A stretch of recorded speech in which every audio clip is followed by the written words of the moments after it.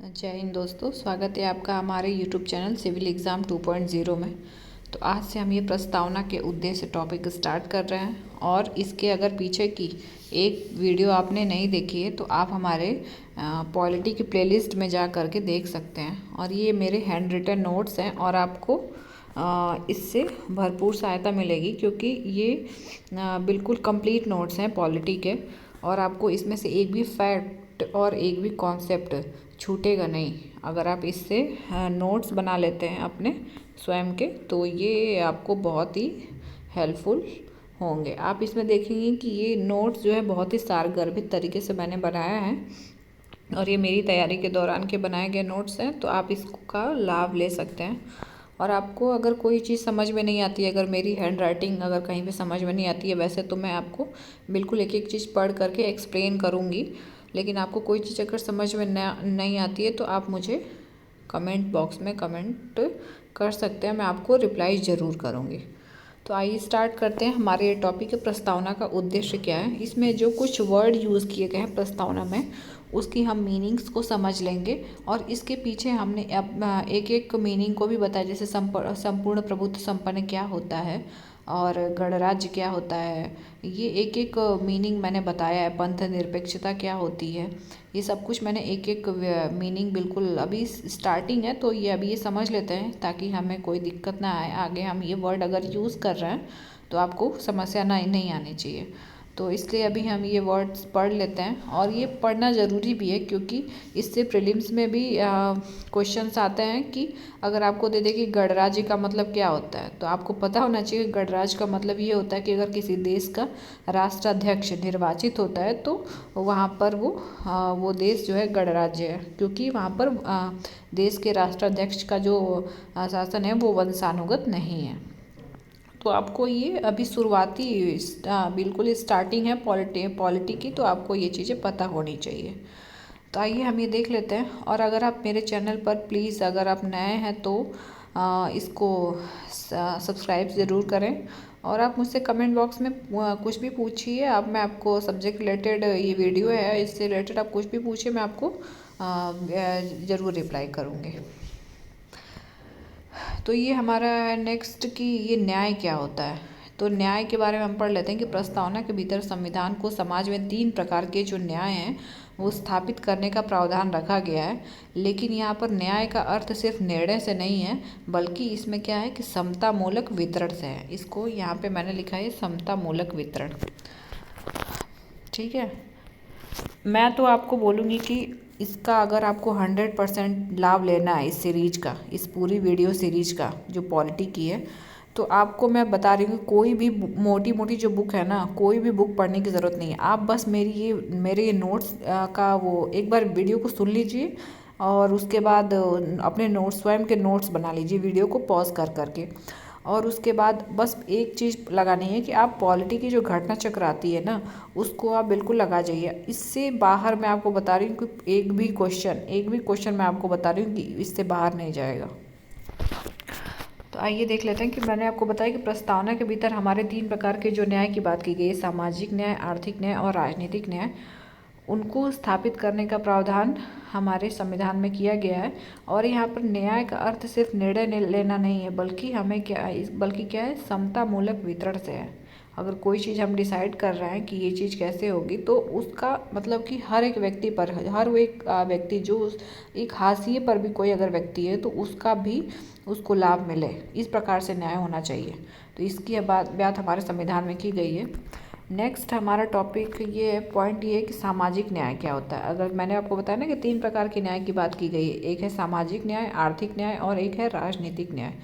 तो सामाजिक न्याय का मतलब क्या है। तो सामाजिक न्याय का मैंने लिखा है कि सामाजिक न्याय का यह उद्देश्य है कि जो किसी सामाजिक कारणों से पिछड़ेपन का शिकार हो गए हैं, उन्हें आरक्षण जैसी विशेषताओं को अपनाकर और समाज की उनको मुख्य धारा में लाने का प्रयास किया जाए। और इसी के तहत आगे चलकर आर्टिकल 16(4) के तहत ओबीसी, एससी और एसटी को आरक्षण दिया गया था। तो सामाजिक न्याय का उद्देश्य क्या है कि किसी सामाजिक कारणों से अगर कोई पिछड़ेपन का शिकार हो गया है तो उन्हें आरक्षण जैसी जो सुविधाएं हैं, विशेषताएं हैं हमारे संविधान की, उनको अपना करके समाज की मुख्य धारा में लाने का प्रयास किया जाए। और मैं आपको आगे आर्टिकल पढ़ाऊंगी तो आप देखेंगे कि आर्टिकल 16(4) के तहत ओबीसी, एससी और एसटी को आरक्षण भी इसी के तहत दिया गया है। आर्थिक न्याय क्या होता है?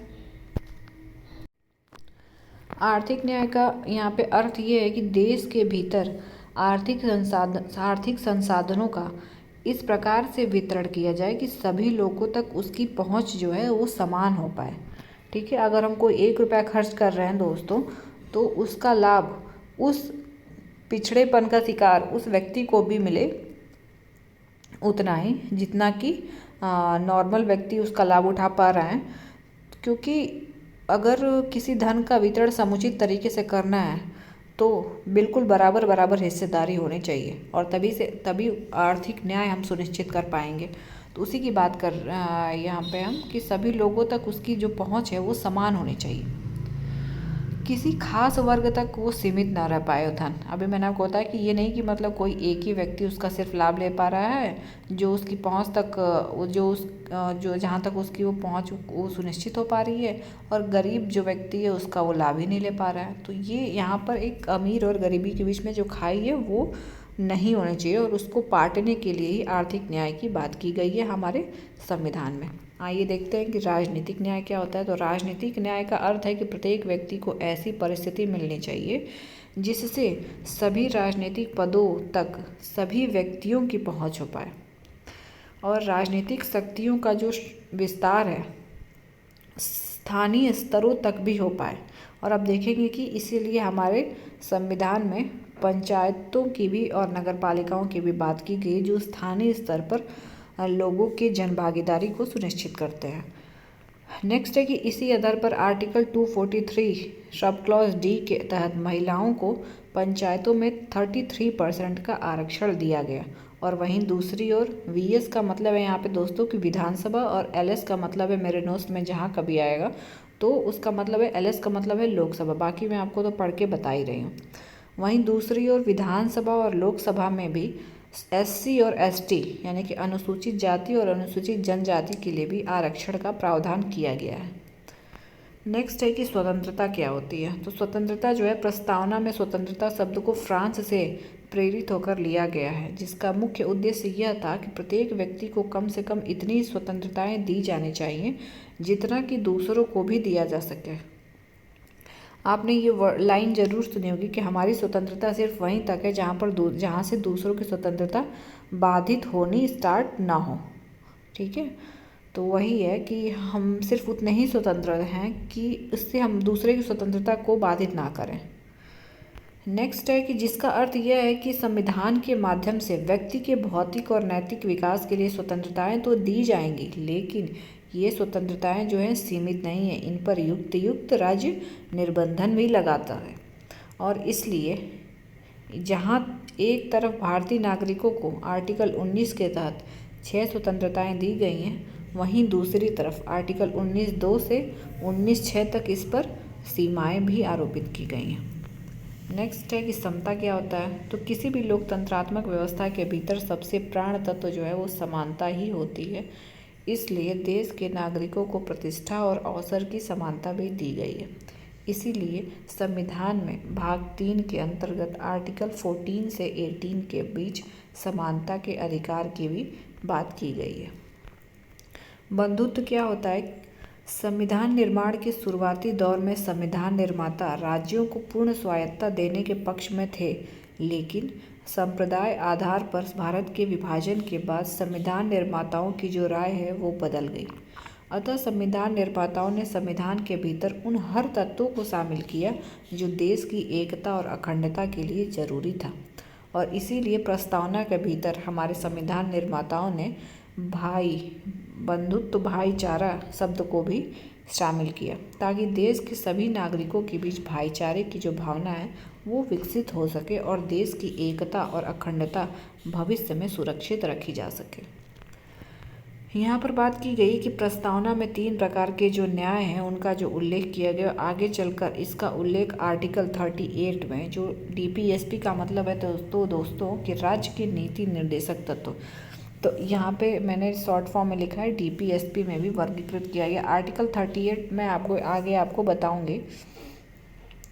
तो ये क्या है, लिखा है कि प्रस्तावना में 3 प्रकार के न्याय का उल्लेख किया गया है और आगे चलकर इसका उल्लेख हमें कहाँ मिलता है, आर्टिकल 38 में, जो कि डीपीएसपी में भी इसका वर्णन किया गया। हम जानते हैं कि 36 से 51 तक डीपीएसपी है एंड इसके पहले जो है सारे जो है फंडामेंटल राइट्स हमारे हैं। प्रस्तावना में 5 प्रकार की स्वतंत्रता का उल्लेख है और आगे चलकर आर्टिकल 19 एफआर का मतलब है दोस्तों यहाँ पर फंडामेंटल राइट यानी कि मूल अधिकार। प्रस्तावना में 5 प्रकार की स्वतंत्रता का उल्लेख और आगे चलकर आर्टिकल 19 में 6 प्रकार की स्वतंत्रता का उल्लेख किया गया है। इसको हम आर्टिकल 19 जब पढ़ेंगे तो देखेंगे भी। नेक्स्ट है कि प्रस्तावना में देश की एकता और अखंडता के लिए बंधुत्व की भावना के विकास की बात की गई है। अगर आपको दोस्तों कभी कभी अगर बैकग्राउंड में थोड़ी बहुत आवाज़ आती है तो प्लीज़ आप उसे इग्नोर कीजिएगा, क्योंकि मेरे पास वो ब्लूटूथ ही है जिसके हिसाब से मैं अपनी वीडियो बना रही हूँ। मेरे पास स्पेशल ये माइक वाला सिस्टम नहीं है, अभी मेरी उतनी कैपेबिलिटी नहीं कि मैं माइक वगैरह ले सकूं। हाँ, धीरे धीरे अगर हमारा चैनल ग्रो करेगा तो हम ज़रूर बिल्कुल लेने के लिए सक्षम हो पाएंगे। अभी तो दोस्तों यही है, तो प्लीज़ आप अगर आपको वीडियो में अगर थोड़ी बहुत भी अगर बीच बीच में थोड़ी बहुत आवाज़ आ रही है तो प्लीज़ आप उसे इग्नोर कीजिएगा।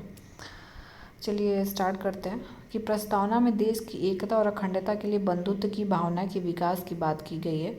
आगे चलकर मौलिक कर्तव्यों में भी देश की एकता और अखंडता को बनाए रखने की चर्चा की गई है।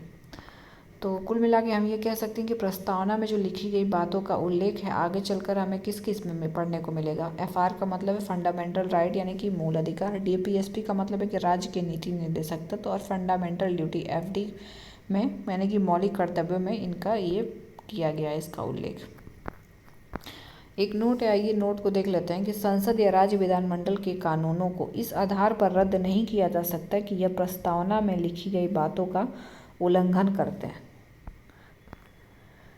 नेक्स्ट पॉइंट है कि प्रस्तावना का जो प्रयोग है वो न्यायपालिका करती है। संविधान के निर्वचन में जब भी जैसे कि अगर कोई डाउट आता है ना तो एक बार प्रस्तावना को पढ़ लेते हैं कि जबकि संविधान में लिखी गई मोटी मोटी बातें क्या हैं जी, जो मतलब कि हमारे किसी भी मतलब कि वर्डिक्ट को अगर निर्णय सुना रहे हैं वर्डिक्ट पे तो उसका वो जो मूल बातें हैं वो हमें पता होनी चाहिए। तो इसके लिए संविधान निर्माता अगर पूरी बुक पढ़ेंगे तो उतना तो टाइम है नहीं, तो इसलिए जल्दी से हम प्रस्तावना को खोल के देख लेते हैं कि इसमें संविधान की इम्पॉर्टेंट पॉइंट क्या है, इम्पॉर्टेंट वो शब्द क्या हैं जो निर्णय देते समय हमें ध्यान में रखने चाहिए। तो यही बात हो रही है कि प्रस्तावना का प्रयोग न्यायपालिका संविधान के निर्वचन यानी कि अगर इंटरप्रिटेशन, निर्वचन का मतलब है कि इंटरप्रिटेशन मतलब कोई भी अगर निर्णय दे रहा है तो उस टाइम करती है जबकि प्रस्तावना जो है अप्रवर्तनीय है। मतलब अप्रवर्तनीय का मतलब क्या है कि प्रस्तावना को लागू नहीं करा जा सकता। अगर आप प्रस्तावना ये मतलब कि प्रस्तावना में लिखी हुई बातों को अगर कोर्ट में लेकर जाएंगे, कहेंगे कि मतलब इनको पूरा कराया जाए, तो ऐसा कुछ नहीं है। आपको न्यायालय द्वारा इसको प्रवर्तनीय नहीं माना गया है। लेकिन प्रस्तावना में संविधान का जो है दर्शन छिपा हुआ है, इसलिए संविधान निर्माताओं को यह प्रस्तावना जानने की कुंजी भी है। वैसे तो केशवानंद भारती केस में इस सुप्रीम कोर्ट ने स्पष्ट कर दिया था कि प्रस्तावना संशोधनीय है, लेकिन आगे चलकर न्यायालय के द्वारा पुनः एसआर बोमई के 1994 में ये बात पुनः की गई। ठीक है, तो आइए कुछ ये इंपॉर्टेंट देखिए, ये प्रीलिम्स के फैक्ट हैं, बिल्कुल आप इनको ऐसे ही बिल्कुल रट जाइए कि प्रस्तावना से कुछ संबंधित इम्पॉर्टेंट कथन है वो क्या क्या है। पहला कथन है कि प्रस्तावना जो है, मैं आपको बता रही हूँ, बिल्कुल आप इसको नोट्स बना लीजिए अपने खुद के, क्योंकि एक बार वीडियो देख लेंगे, दूसरी बार आप खुद वीडियो को पॉज कर करके आप नोट्स बना लेंगे तो ये आपको ज़्यादा लॉन्ग टाइम तक आपके साथ रहेंगे। तो ये नेक्स्ट पॉइंट, पहला पॉइंट है कि प्रस्तावना संविधान का परिचय पत्र है। ये किसने कहा था? तो ये इन्होंने कहा था कि एन ए पालकीवाला ने कहा था कि प्रस्तावना जो है संविधान का परिचय पत्र है। प्रस्तावना दीर्घकालिक सपनों का विचार है। ये किसने कहा था? ये कहा था अल्लादी कृष्णस्वामी अय्यर ने। ठीक है। प्रस्तावना संविधान की जन्म कुंडली है, ये कहा था के.एम. मुंशी ने। और प्रस्तावना संविधान का पवित्र दस्तावेज है, ये कहा था डॉक्टर भीमराव अंबेडकर जी ने। तो आइए एक बार फिर से रिवीजन कर लेते हैं कि प्रस्तावना संविधान का परिचय पत्र है, ये कहा था एन ए पालकीवाला ने। प्रस्तावना दीर्घकालीन सपनों का विचार है, ये कहा था अल्लादी कृष्णस्वामी अय्यर ने। प्रस्तावना संविधान की जन्म कुंडली है, ये कहा था के.एम. मुंशी ने। और प्रस्तावना संविधान का पवित्र दस्तावेज है, ये कहा था भीमराव अंबेडकर जी ने। अंबेडकर के कुछ अन्य कथन भी है जो प्रीलिम्स में पूछे जाते हैं। पहला कथन है उनका आर्टिकल 32 को लेकर के। उन्होंने आर्टिकल 32 को, जो संवैधानिक उपचारों का अधिकार है, ये आगे हम पढ़ेंगे, इसको संविधान की आत्मा कहा है डॉक्टर अंबेडकर जी ने। तो अगर क्वेश्चन आ जाए कि डॉक्टर अंबेडकर जी ने संविधान की आत्मा किसको कहा है, तो आप आंसर लगाएंगे आर्टिकल 32। लेकिन अगर सिर्फ आता है कि हमारे संविधान की आत्मा क्या है, तो आप अगर ऑप्शन में प्रस्तावना है तो आप प्रस्तावना को टिक करेंगे। लेकिन अगर आपको डॉक्टर अंबेडकर जी का नाम लेकर के पूछा जाता है कि डॉक्टर अंबेडकर ने संविधान की आत्मा किसे कहा है, तो आप आर्टिकल 32 को लगाएंगे। नेक्स्ट अंबेडकर जी ने बोला है कि राष्ट्रपति शासन जो है वो एक डेड लेटर के समान है, यानी कि मृत पत्र की संज्ञा दी है राष्ट्रपति शासन को डॉक्टर अंबेडकर जी ने।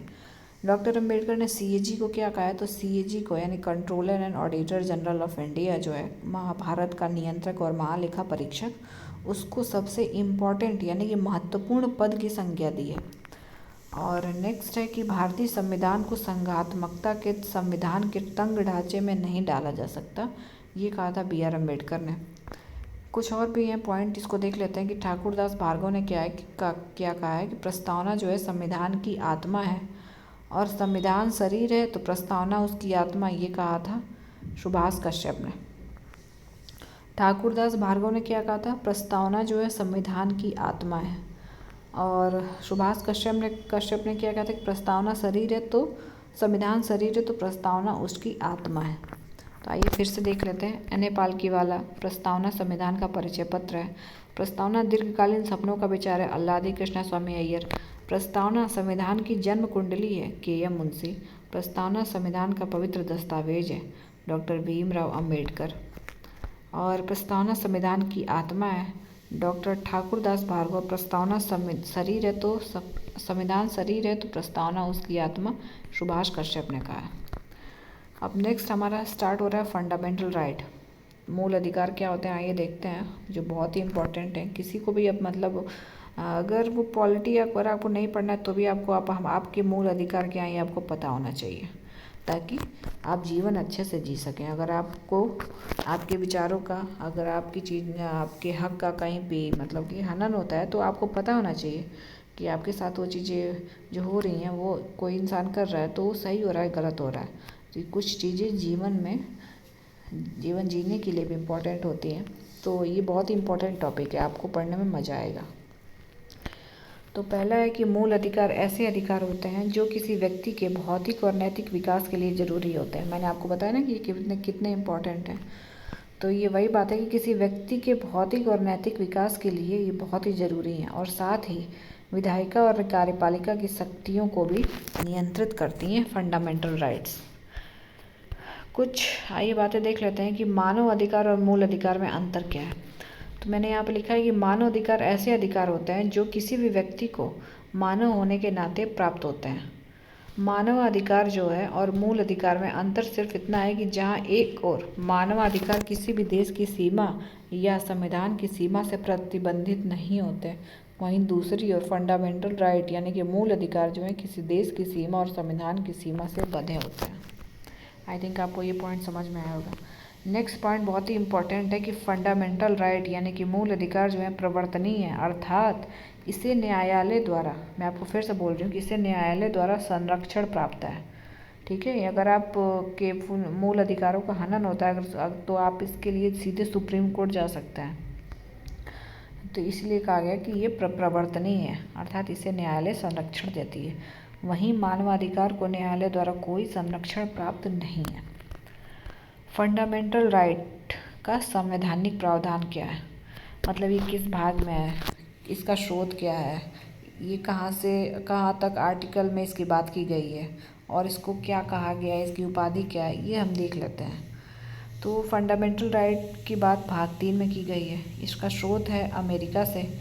ये आर्टिकल 12 से आर्टिकल 35 तक है, यानी कि अनुच्छेद 12 से अनुच्छेद 35 तक इसकी बात की गई। इसको उपाधि क्या दी गई, ये संविधान का मैग्ना कार्टा कहा जाता है। और मूल अधिकार में मूल संविधान में ये कितने अधिकार थे, तो 7 थे। और वर्तमान में कितने हैं, इस टाइम 6 हैं। और संशोधन किया हुआ था 44वां संविधान संशोधन के माध्यम से। एक था संपत्ति का अधिकार, इसको हटा दिया गया था, इसलिए पहले 7 थे, अब हो गए हैं 6। यानी कि संपत्ति का अधिकार हमारा अब किस में है, भाग 12 में आर्टिकल 300 क में है। और अब यह विधिक या कानूनी अधिकार है। और पहले कहाँ था, ये आर्टिकल 19(1) के F में था और आर्टिकल 31 में था। वर्तमान में कितने अधिकार हैं, पहला है समानता का अधिकार, दूसरा है स्वतंत्रता का अधिकार, तीसरा है शोषण के विरुद्ध अधिकार, धार्मिक स्वतंत्रता का अधिकार, सांस्कृतिक और शैक्षणिक अधिकार और संवैधानिक उपचारों का अधिकार। तो समानता का अधिकार आर्टिकल 14 से 18 के बीच में है, स्वतंत्रता का अधिकार 19 से 22 के बीच में है, शोषण के विरुद्ध अधिकार 23 और 24, धार्मिक स्वतंत्रता का अधिकार 25 से 28, सांस्कृतिक और शैक्षणिक अधिकार आर्टिकल 29 से 30 और संवैधानिक उपचारों का अधिकार, जिसे संविधान की आत्मा डॉक्टर भीमराव अम्बेडकर ने कहा, अभी हमने देखा, ये आर्टिकल 32 में है। मूल अधिकार की विशेषताएं क्या हैं कि फंडामेंटल राइट जो है, FR जो है, वो अस्थायी हैं। अस्थायी का मतलब क्या है कि इन पर जो है ये बिल्कुल ये फिक्स्ड नहीं है, इनमें संशोधन भी किया जा सकता है। फंडामेंटल राइट जो है वो सीमित हैं। फंडामेंटल राइट जो है वो सीमित हैं, अर्थात आत्यंतिक या निरपेक्ष नहीं है। फंडामेंटल जो राइट हैं वो प्रवर्तनीय हैं या वाद योग्य हैं, अर्थात न्यायालय द्वारा इन्हें संरक्षण प्राप्त है। फंडामेंटल राइट की जो प्रकृति है वो नकारात्मक और सकारात्मक दोनों है, लेकिन इसमें ज़्यादातर अगर देखा जाए तो इसमें नकारात्मक की बात की गई है। मतलब इसमें कुछ करने के लिए मना किया गया, जैसे कि ये चीज़ राज्य नहीं करेगा, ये चीज़ ऐसे राज्य नहीं करेगा, तो इसमें ज़्यादातर नकारात्मकता की बात की गई है। फंडामेंटल राइट केवल भारतीय नागरिकों को जो प्राप्त है वो कौन कौन से हैं, तो आर्टिकल 15, 16, 19, 29 और 30, ये बहुत इंपॉर्टेंट है, पूछा जाता है। तो 15, 16, 19, 29, 30 ये सिर्फ भारतीयों को प्राप्त है, विदेशियों को नहीं। नेक्स्ट है कि कुछ फंडामेंटल राइट केवल राज्य के विरुद्ध प्राप्त है, जैसे कि आर्टिकल 15 और 16। और कुछ फंडामेंटल राइट जो है वो राज्य और निजी व्यक्ति दोनों के विरुद्ध प्राप्त है, जैसे कि आर्टिकल 17 जिसमें अस्पृश्यता के अंत की बात की गई है। कुछ फंडामेंटल राइट में दंड का भी प्रावधान है। और फंडामेंटल राइट जो है वो नागरिकों का दावा है। तो ये आप इम्पोर्टेंट पॉइंट है, इनको आप नोट कर लीजिएगा। नेक्स्ट है कि पॉइंट कि हमारा फंडामेंटल राइट स्थायी नहीं है, जिसका अर्थ यह हुआ कि इसमें संशोधन करके घटाया या बढ़ाया भी जा सकता है और आपातकाल के समय इसका निलंबन भी किया जा सकता है। मूल अधिकारों का निलंबन आइए देख लेते हैं कि दो आर्टिकल हमें याद रखने हैं मूल अधिकारों के निलंबन के टाइम पे। एक है आर्टिकल 358, एक है 359। 358 कहता है कि राष्ट्रीय आपात के समय मूल अधिकार में आर्टिकल 19 स्वतः ही निलंबित हो जाएगा। ठीक है, अगर आर्टिकल 350 लेट लागू होगा तो राष्ट्रीय आपात के समय अगर ये लागू होता है तो मूल अधिकार जो आर्टिकल 19 में जो दिए गए वो स्वतः ही निलंबित हो जाते हैं। और आर्टिकल 359 कहता है कि राष्ट्रीय आपात के समय आर्टिकल 20 और 21 को छोड़कर सभी फंडामेंटल राइट को निलंबित किया जा सकता है। वहीं अगर 44वें संविधान संशोधन 1978 के माध्यम से आर्टिकल 358 में संशोधन करके यह व्यवस्था किया गया था कि राष्ट्रीय आपात का आधार जो है युद्ध बाह्य आक्रमण होगा, तभी आर्टिकल 19 स्वतः निलंबित होगा। यदि राष्ट्रीय आपात का जो आधार है वो सशस्त्र विद्रोह हुआ तो राष्ट्रीय आपात के समय आर्टिकल 19 स्वतः निलंबित नहीं होगा। ये बहुत इंपॉर्टेंट पॉइंट है, आप इसे नोट कर लीजिएगा कि आर्टिकल 358 में देखिए राष्ट्रीय आपात कब लगता है, युद्ध बाह्य आक्रमण और सशस्त्र विद्रोह के आधार पर लगता है। लेकिन इसमें कहा जा रहा है कि जो आर्टिकल 358 जब लागू होगा तो आर्टिकल 19 स्वतः निलंबित तब होगा जब राष्ट्रीय आपात का जो आधार है वो युद्ध या बाह्य आक्रमण हो। यदि राष्ट्रीय आपात का आधार सशस्त्र विद्रोह है तो आर्टिकल 19 स्वतः निलंबित नहीं होता है। नेक्स्ट पॉइंट है कि सशस्त्र विद्रोह शब्द हमारे मूल संविधान में नहीं था और इसे भी आंतरिक अशांति के स्थान पर 44वें संविधान संशोधन 1978 के माध्यम से जोड़ा गया था। ठीक है, नेक्स्ट पॉइंट है कि 44वां संविधान संशोधन 1978 के माध्यम से आर्टिकल 359 में जो संशोधन करके यह व्यवस्था किया गया था कि आर्टिकल 20 और 21 राष्ट्रीय आपात के समय भी निलंबित नहीं होंगे, जिसका अर्थ यह हुआ कि मूल संविधान में ऐसी व्यवस्था नहीं थी। ठीक है, तो आर्टिकल अगर 359 लागू होता है तो आर्टिकल 20 और 21 को छोड़ करके अन्य फंडामेंटल राइट निलंबित हो जाएंगे, लेकिन यह व्यवस्था मूल संविधान में नहीं थी। इसे भी हम संविधान संशोधन के माध्यम से अपने संविधान में जोड़े हैं, और जो कि कौन सा संविधान संशोधन है? 44वां संविधान संशोधन 1978। फंडामेंटल राइट यानी कि मूल अधिकार सीमित है, इसका अर्थ क्या है दोस्तों? आइए देख लेते हैं कि फंडामेंटल राइट सीमित है, इसका अर्थ यह है कि नागरिकों को दिया गया अधिकार आत्यांतिक या एब्सोल्यूट या निरपेक्ष नहीं है, जिसका अर्थ यह हुआ कि यदि राज्य चाहे तो नागरिकों के अधिकारों पर युक्त निर्बंधन यानी कि कुछ सीमित सीमाएं भी उस पर लगा सकता है राज्य। नोट में है कि कौन से अधिकारों को युक्त निर्बंधन करने की आवश्यकता है, इसका निर्धारण कौन करता है? तो इसका निर्धारण न्यायपालिका द्वारा किया जाता है कि कौन से अधिकार जो है युक्त निर्बंधन के लिए आवश्यक है और कौन से नहीं। फंडामेंटल राइट प्रवर्तनीय है, इसका अर्थ मैंने आपको बता ही दिया कि इसे न्यायालय द्वारा संरक्षण प्राप्त है। और फंडामेंटल राइट की सुरक्षा की गारंटी कौन देता है? न्यायपालिका देती है। और यहाँ न्यायपालिका दोनों कोई भी इसमें से दे सकता है कि सुप्रीम कोर्ट भी दे सकता है और हाई कोर्ट भी दे सकता है। तो सुप्रीम कोर्ट यह हमें संरक्षण किस आर्टिकल के तहत देता है? आर्टिकल 32 के तहत। और हाई कोर्ट हमें किस आर्टिकल के तहत देता है? आर्टिकल 226 के तहत। आर्टिकल 32 में यह भी स्पष्ट किया गया है कि यदि संसद चाहे तो कानून बनाकर इसका विस्तार अधीनस्थ न्यायालयों तक भी कर सकती है, लेकिन संसद ने अभी तक ऐसी शक्ति का प्रयोग नहीं किया है।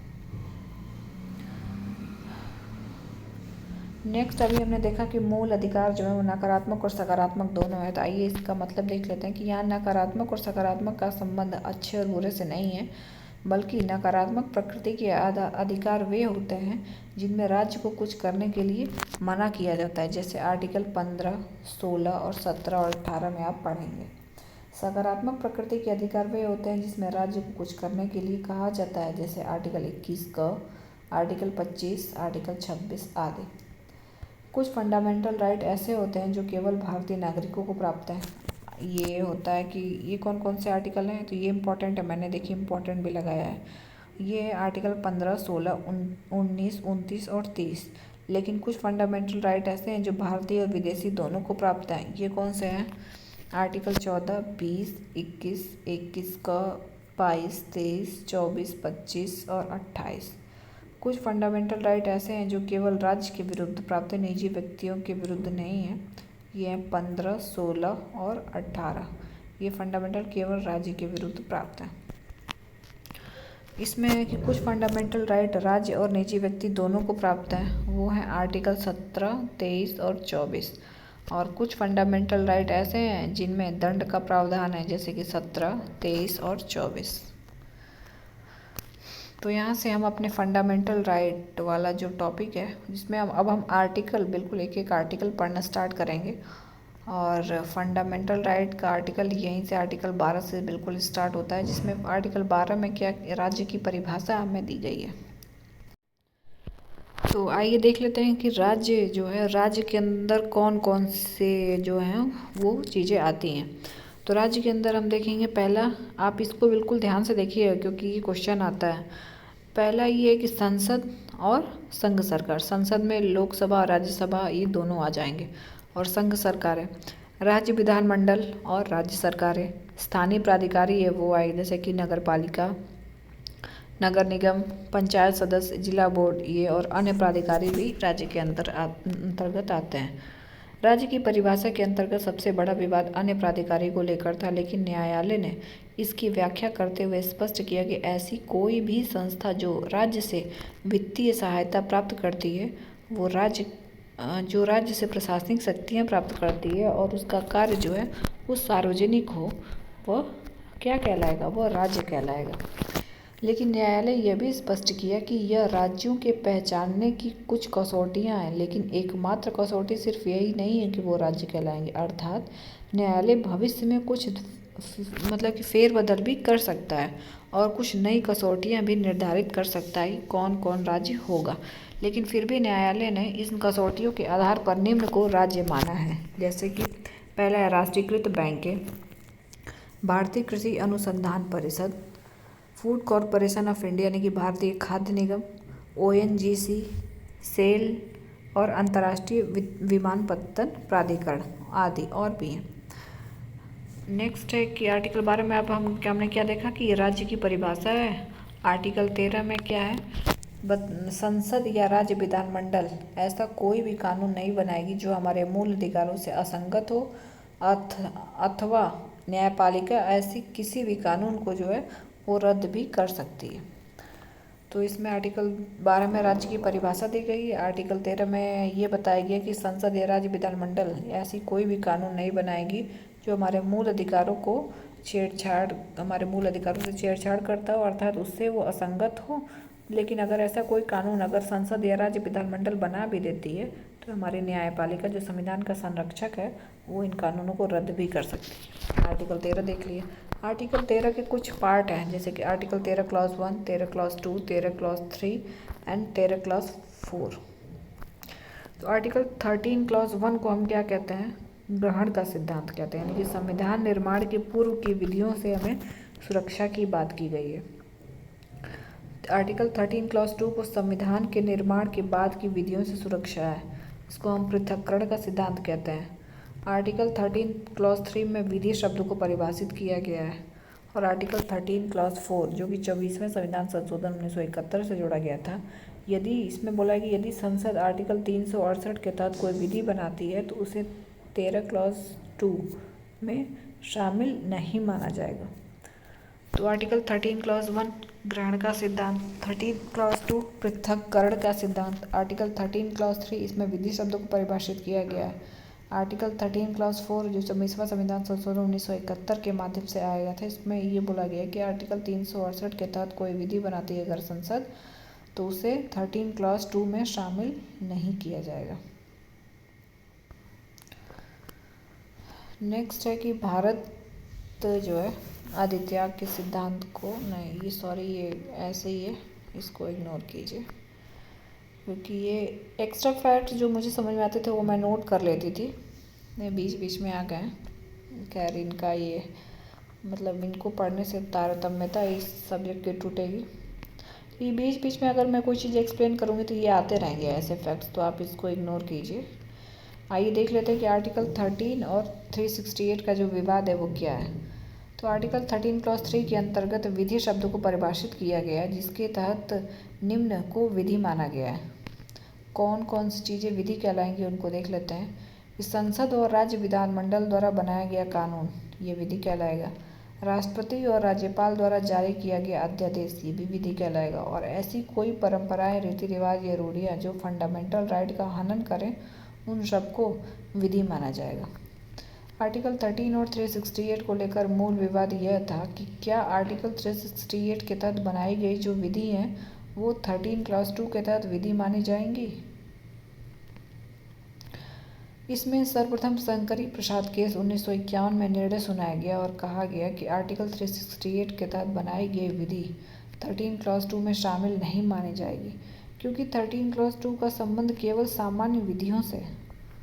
तो अब इसे ध्यान रखिएगा, शंकरी प्रसाद केस 1951 में आया था, अब इसे भी ध्यान रखिएगा और ये विवाद भी क्या था वो ध्यान रखिएगा। नेक्स्ट केस है कि हमारा सज्जन सिंह वर्सेस राजस्थान मामला 1965। इस केस में न्यायपालिका ने शंकरी प्रसाद में दिए गए निर्णय को ही वैध माना था।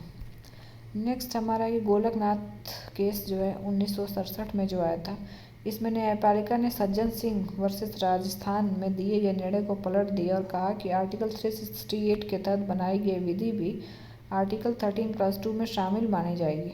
अतः इसका संबंध दोनों प्रकार की विधियों से है। आगे चलकर संसद ने गोलकनाथ केस के निर्णय के प्रभाव को समाप्त करने के लिए 24वां संविधान संशोधन 1971 किया था, जिसके तहत यह स्पष्ट कर दिया कि आर्टिकल 368 के तहत बनाई गई विधि आर्टिकल 13 क्लास 2 में शामिल नहीं मानी जाएगी। नेक्स्ट केस है हमारा केशवानंद भारती वर्सेस केरल राज्य 1973। ये बहुत इंपॉर्टेंट है। इस केस में न्यायपालिका ने 24वें संविधान संशोधन 1971 को वैध बताया, लेकिन ध्यान रहे कि इसी केस में न्यायपालिका ने आधारभूत ढांचे, या मैं फिर से वर्ड रिपीट कर रही हूँ, आधारभूत ढांचा यानी कि फंडामेंटल स्ट्रक्चर, आधारभूत ढांचे का जो सिद्धांत है वो प्रतिपादित किया था। कुल मिलाकर वर्तमान स्थिति क्या है, या ये जान लेते हैं कि वर्तमान स्थिति यह है कि आर्टिकल 368 के तहत बनाई गई विधि आर्टिकल 13 क्लास 2 में शामिल नहीं मानी जाएगी, लेकिन यदि आर्टिकल 368 के तहत बनाई गई विधि संविधान के मूल ढांचे को आघात पहुंचाएगी तो न्यायालय ऐसे किसी भी कानून को रद्द कर सकती है। तो आपने इतना समझ लिया। आइए हम देख लेते हैं कि आर्टिकल 14 से 18 जो है समानता का अधिकार, उसमें क्या कहा गया है। आर्टिकल 14 है विधि के समक्ष समता की बात की गई है। आर्टिकल 15 में क्या कहा गया है कि राज्य केवल 5 आधारों पर सार्वजनिक स्थलों पर भेदभाव नहीं करेगा। नेक्स्ट है कि आर्टिकल 16 में क्या है कि राज्य जो है वो 7 आधारों राज्य के अधीन नौकरियों में भेदभाव नहीं करेगा। आर्टिकल 17 में कहा गया है कि अस्पृश्यता का जो है अंत करेंगे। आर्टिकल 18 में कहा गया कि उपाधियों का अंत होगा। तो आर्टिकल 14 विधि के समक्ष समता। आर्टिकल 15 राज्य 5 आधारों पर भेदभाव नहीं करेगा। धर्म, लिंग, ये अभी मैंने आपको एक एक आर्टिकल आगे पढ़ाया हुआ है। आर्टिकल 16 में कहा गया कि राज्य नौकरियों में भेदभाव नहीं करेगा। आर्टिकल 17 में किया गया अस्पृश्यता का अंत। आर्टिकल 18 में कहा गया कि उपाधियों का अंत। आइए देख लेते हैं आर्टिकल 14 क्या है। आर्टिकल 14 क्लॉज 1 और 14 क्लॉज 2 दो है। पहला है कि विधि के समक्ष समता, जो कि ब्रिटेन से लिया गया और ये एक नकारात्मक कॉन्सेप्ट है। और विधि के समक्ष समता जो है वो प्रोफेसर डाइसी का भी एक कथन है। नेक्स्ट हमारा है कि 14 क्लॉज 2 जो विधियों का समान संरक्षण की बात करता है और ये सकारात्मक कॉन्सेप्ट है और ये यूएसए से लिया गया है। विधि का शासन। विधि का शासन का अर्थ ऐसी शासन प्रणाली से है जहाँ अंतिम शक्ति किसी व्यक्ति, पद या संस्था के पास नहीं बल्कि संविधान के पास होती है। प्रोफेसर डाइसी ने विधि के शासन के निम्न लक्षण बताए थे। पहला क्या है कि विधि की सर्वोच्चता होगी, सुप्रीमेसी ऑफ लॉ। विधि के समक्ष समता यानी कि इक्वलिटी बिफोर लॉ, और विधियों का समान संरक्षण, इक्वल प्रोटेक्शन ऑफ लॉ। ये 3 लक्षण प्रोफेसर डाइसी ने बताए थे विधि के शासन के। नेक्स्ट हमारा आ गया आर्टिकल 15। तो आर्टिकल 15 में भी 6 क्लॉज हैं। 15 clause 1, 15 clause 2, 15 clause 3, 15 clause 4, 15 clause 5 and 15 clause 6। 15 clause 1 में क्या है वो देख लेते हैं। तो पहला है कि राज्य धर्म, जाति, लिंग, मूलवंश, जन्मस्थान के आधार पर भेदभाव नहीं करेगा। तो राज्य जो है धर्म, जाति, लिंग, मूलवंश और जन्मस्थान के आधार पर भेदभाव नहीं करेगा। 15 क्लॉज 2 में कहा गया है कि राज्य के साथ साथ निजी व्यक्ति भी सार्वजनिक कुआं, तालाब, होटल, मनोरंजन के साधन, पार्क आदि जगहों पर भेदभाव नहीं करेगा। आर्टिकल 15 क्लॉज 3 में कहा गया है कि राज्य जो है बच्चों और महिलाओं के साथ कुछ विशेष प्रावधान कर सकता है। अब आर्टिकल 15, 4, 5 और 6 में जो आगे 3 आपको संशोधन दिख रहे हैं, आप उनको याद कर लीजिएगा कि 15 क्लॉज 4 में पहला संविधान संशोधन हुआ था जो 1951 में हुआ था। 15 क्लॉज 5 में 93वां संविधान संशोधन 2005 में हुआ था और 15 क्लॉज 6 में 103वां संविधान संशोधन 2019 में हुआ था। तो पहला संविधान संशोधन जो 1951 में हुआ था, ये 15 क्लॉज 4 में ये क्या कहा गया कि राज्य जो है सामाजिक और शैक्षणिक रूप से पिछड़े हुए लोगों के लिए कुछ विशेष प्रावधान कर सकता है। यानी कि सामाजिक, ये वर्ड ध्यान रखिए, कैसे पिछड़े हैं, जो सामाजिक और शैक्षणिक रूप से पिछड़े हैं उनके लिए कुछ विशेष प्रावधान हमारा संविधान कर सकता है। आर्टिकल 15 क्लॉज 5 में कहा गया है जो 93 संविधान संशोधन 2005 में जोड़ा गया था, इसमें कहा गया कि राज्य जो कुछ शिक्षण संस्थानों में कुछ वर्गों के लिए कुछ विशेष प्रावधान कर सकता है। राज्य कुछ शिक्षण संस्थानों में कुछ विशेष वर्गों के लिए कुछ विशेष प्रावधान कर सकता है।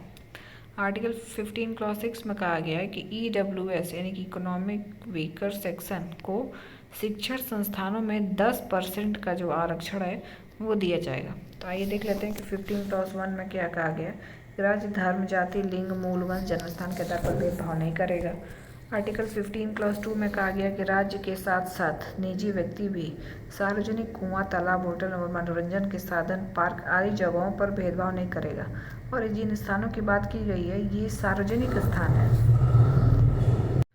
नेक्स्ट हमारा 15 क्लॉज 3 में कहा गया है कि राज्य जो है वो बच्चों और महिलाओं के साथ कुछ विशेष प्रावधान कर सकता है। 15 क्लॉज 4 जो पहला संविधान संशोधन 1951 के द्वारा जोड़ा गया, इसमें कहा गया कि राज्य जो है वो सामाजिक और शैक्षणिक रूप से पिछड़े हुए वर्गों के लिए कुछ विशेष प्रावधान कर सकता है।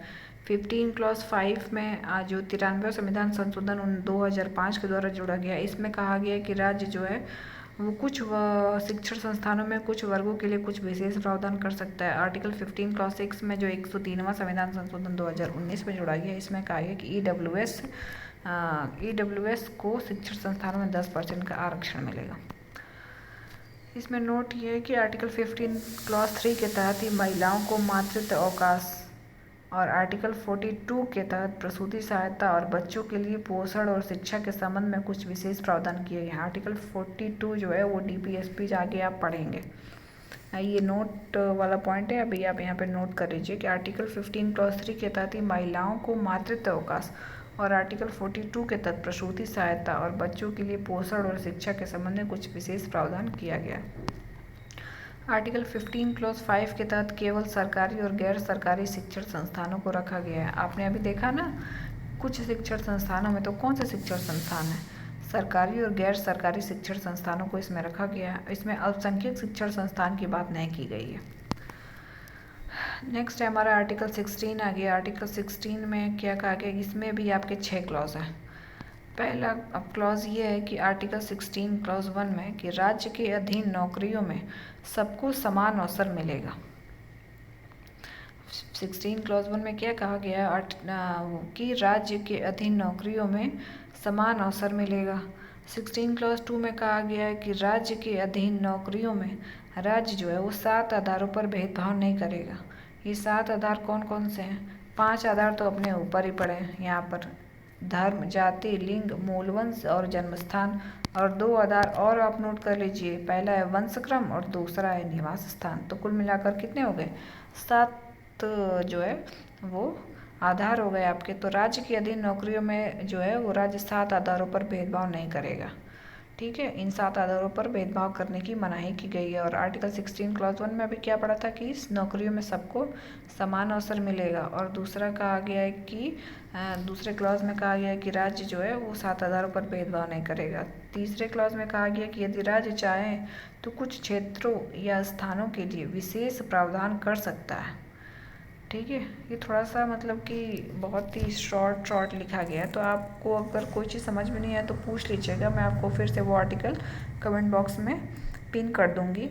एंड मैं बोल रही हूँ तो आप मेरी बातों को सुनिए, मेरी आवाज़ को सुनिए और उस हिसाब से आप नोट्स यहाँ पे बना लीजिए अगर आपको ये साफ़ नहीं दिख रहा है। और अगर आपको बिल्कुल अच्छे से देखना है तो आप थोड़ी सी वीडियो की क्वालिटी आप 360 वगैरह कर लेंगे तो आपको अच्छे से दिखेगी, क्योंकि 144 पे आई थिंक ये नहीं दिख रही होगी, विजिबल नहीं होगी। तो आप इसको 360 या उसके ऊपर कर लेंगे, क्योंकि एक बार वो वीडियो पे 360 लगा के आप स्क्रीनशॉट ले लीजिएगा, ऐसा भी कर सकते हैं। और बाकी मैं जो बोल रही हूँ आप उसको सुनिए, आपको बिल्कुल अच्छे से समझ में आएगा। तो मैंने 16 क्लॉज 1 में बताया कि राज्य नौकरियों में सबको समान अवसर देगा। 16 क्लॉज 2 में कहा गया कि 7 आधारों पर भेदभाव नहीं करेगा। और 16 क्लॉज 3 में कहा गया कि यदि राज्य चाहे तो कुछ क्षेत्रों या स्थानों के लिए विशेष प्रावधान कर सकता है। 16 क्लॉज 4 में कहा गया कि राज्य पिछड़े वर्गों को राज्य के अधीन नौकरियों में आरक्षण देगा। और आर्टिकल 16 क्लॉज 5 में कहा गया कि धार्मिक संस्थानों पर राज्य जो है वो धार्मिक आधार पर भेदभाव कर सकता है। और आर्टिकल 16 क्लॉज 6 में कहा गया है कि EWS को राज्य की नौकरियों में 10% का आरक्षण मिलेगा। तो आइए एक बार समराइज कर लेते हैं। 16 क्लॉज 1 में कहा है कि राज्य के अधीन नौकरियों में सबको समान अवसर मिलेगा। 16 क्लॉज 2 में कहा गया है कि राज्य जो है वो 7 आधारों पर भेदभाव कर सकता है। आर्टिकल 16 क्लॉज 3 में कहा गया है कि कुछ क्षेत्रों या स्थानों के लिए विशेष प्रावधान राज्य कर सकता है। 16 क्लॉज 4 में वो OBC वाला था कि पिछड़े वर्गों के लिए राज्य के अधीन नौकरियों में आरक्षण रहेगा। 16 क्लॉज 5 में कहा गया कि धार्मिक संस्थानों पर राज्य धार्मिक आधार पर जो है वो भेदभाव कर सकता है। और 16 क्लॉज 6 में कि EWS को जो आरक्षण है वो नौकरियों में 10% मिलेगा। यहाँ पे 16 क्लॉज 4 में जो कहा गया है पिछड़े वर्गों के लिए नौकरियों में आरक्षण, इसके तहत राज्य पिछड़े वर्गों को राज्य के अधीन नौकरियों में आरक्षण देगा। लेकिन यहाँ मूल विवाद इस बात का है कि पिछड़ा वर्ग है कौन। तो आइए देख लेते हैं कि आर्टिकल 340 के तहत राष्ट्रपति को यह शक्ति प्राप्त है कि वह आवश्यकता पड़ने पर एक पिछड़ा वर्ग आयोग का गठन कर सकता है। अतः राष्ट्रपति ने 1953 में काका कालेलकर की अध्यक्षता में प्रथम पिछड़ा आयोग का गठन भी किया था और इसकी सिफारिशों को राष्ट्रपति ने अस्वीकार कर दिया था। तो प्रथम पिछड़ा वर्ग आयोग की स्थापना किसकी अध्यक्षता में थी? काका कालेलकर की अध्यक्षता में हुई थी, 1953 में हुई थी और इसकी सिफारिशों को राष्ट्रपति ने अस्वीकार कर दिया था। आगे चल करके 1978 में VP मंडल की अध्यक्षता में द्वितीय पिछड़ा वर्ग आयोग का गठन किया गया, जिसमें मंडल, जिसको हम मंडल आयोग भी कहते हैं क्योंकि इसके अध्यक्ष जो है वो VP मंडल थे। और मंडल आयोग की रिपोर्ट को VP सिंह की सरकार ने, जब 1990 में बनी थी VP सिंह सरकार ने, तो 1990 में इसको लागू किया था और आगे इस प्रकार से इसमें आरक्षण को दिखाया गया, जैसे OBC को 27%, SC को 15% और ST को 7.5% का रिजर्वेशन VP सिंह की सरकार के समय VP मंडल की अध्यक्षता में जो बनी द्वितीय पिछड़ा वर्ग आयोग था, जिसको मंडल आयोग भी कहते हैं, उसने ये सिफारिशें दी थी कि OBC को 27%, SC को 15%, ST को 7.5%। आगे देख लेते हैं कि इंदिरा साहनी केस क्या है। 1992 में था कि आरक्षण जो है समानता का विरोधी नहीं है। इसमें पहला पॉइंट यही था कि आरक्षण जो है समानता का विरोधी नहीं है और जाति को आरक्षण का आधार बनाया जा सकता है। आरक्षण की जो सीमा है वो 50% से अधिक नहीं होगी। और नेक्स्ट पॉइंट था कि क्रीमी लेयर को आरक्षण नहीं मिलेगा। इसके नेक्स्ट पॉइंट है कि प्रोन्नति यानी कि प्रमोशन में आरक्षण नहीं दिया जाएगा। आरक्षण का जो न्यायिक पुनर्विलेखन है वो किया जा सकता है। तो इन सभी पॉइंटों पर आगे चलकर संसद ने 77वें जो संविधान संशोधन 1995 के माध्यम से आर्टिकल 16 में एक नया खंड 16 क्लॉज 4 क्लॉज क जोड़ा, जिसके तहत यह व्यवस्था किया गया कि SC और ST को प्रोन्नति में आरक्षण दिया जा सकता है। नोट इस पे है कि इसका उद्देश्य क्या था कि इंदिरा साहनी निर्णय के प्रभाव को समाप्त करना था। नेक्स्ट हम इसके आगे नेक्स्ट वाली वीडियो में पढ़ेंगे, क्योंकि वीडियो ऑलरेडी थोड़ी सी बड़ी हो गई है दोस्तों, और बड़ी वीडियो कोई देखता नहीं है, तो इसके आगे हम नेक्स्ट वीडियो में पढ़ेंगे। और आप बिल्कुल ऐसे ही एक एक करके एक एक पॉइंट आप नोट्स बना लीजिए। मेरे नोट्स हैं ये, और आपको कोई चीज़ फिर से मैं बोल रही हूँ कि नहीं समझ में आएगी तो आप कमेंट बॉक्स में कमेंट कीजिएगा, मैं आपको रिप्लाई ज़रूर करूँगी। और अगर आप मेरे चैनल पर अगर नए हैं तो प्लीज़ सब्सक्राइब कीजिए। थैंक यू सो मच, मिलते हैं नेक्स्ट वीडियो में।